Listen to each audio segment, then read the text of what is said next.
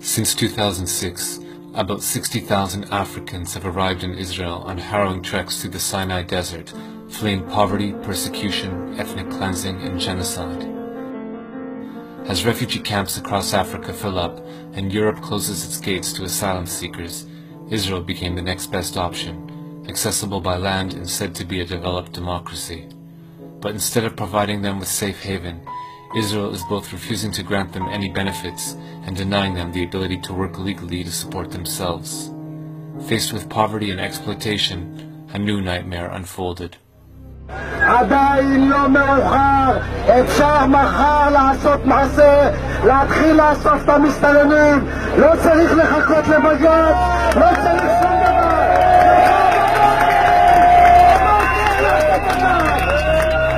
אני רואה חיה מחוץ לבית שלי, יריקות, פסיכופטים, אנשים שרק מחפשים איך לרצוח אותי בעיניים שלהם, אבל אף אחד לא מאמין לנו. אנחנו גזענים כדי לרצות לשמור על החיים שלנו ועל השפיות שלנו. אז אני גאה בלהיות גזענית,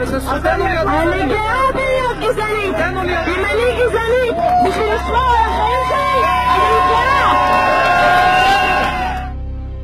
While protests raged in the streets against the presence of asylum seekers from Africa, the man who held the power to determine their fate, Deputy Prime Minister Eli Yishai, demanded their expulsion. אם ייתנו לי את כל הכלים, ואני פועל להשיג את כל הכלים, וזה לא קל. אם ייתנו לי את כל הכלים בלי יוצא מן הכלל, תוך פחות משנה לא יישאר בארץ ישראל אפילו מסתנן אחד. And the few isolated Israelis who dared to protest, like this woman, were met with a harsh backlash.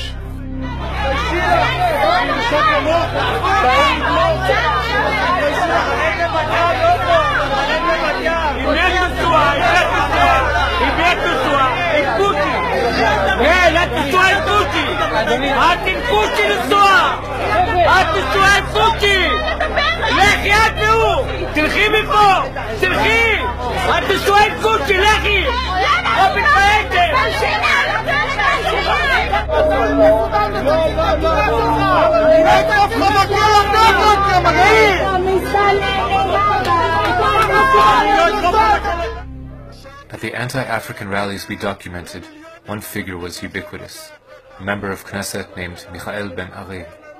In August 2010, we interviewed him at his Knesset office. יש להם שם בית.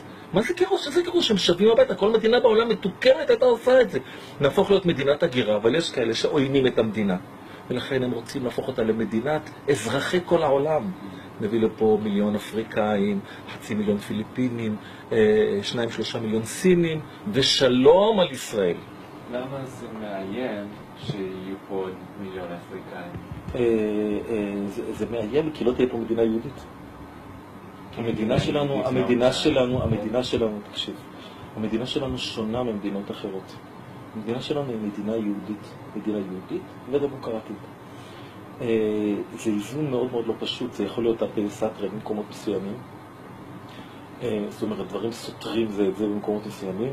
במידה ותביא לי פה 1,000,000 אפריקאים, תחדל מלהיות יהודית. אנחנו נלחמים, לדוגמה, בתופעה של התבוללות. בעולם ישנה התבוללות של 70-80% במקומות מסוימים בעולם. זאת אומרת, עם ישראל הולך לאיבוד. לי עם ישראל יקר.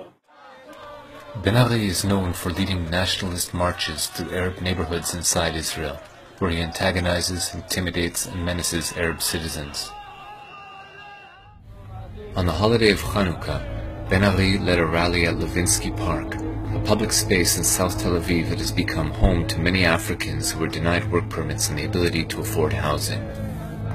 אנחנו נגיד פה לכל הצבועים האלה, לכל הצבועים, אתם רוצים לעזור לאפריקאים, תיסעו לאפריקה.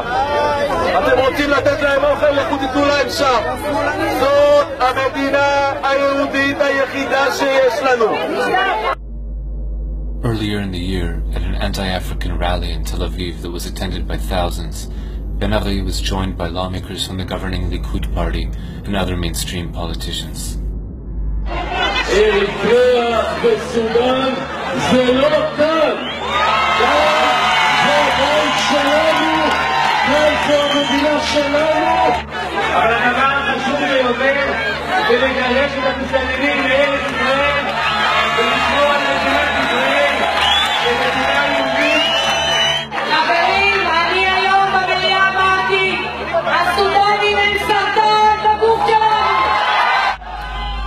minutes after the rally, 1,000 Israelis rioted, attacking African homes and businesses and assaulting any African they found in the street.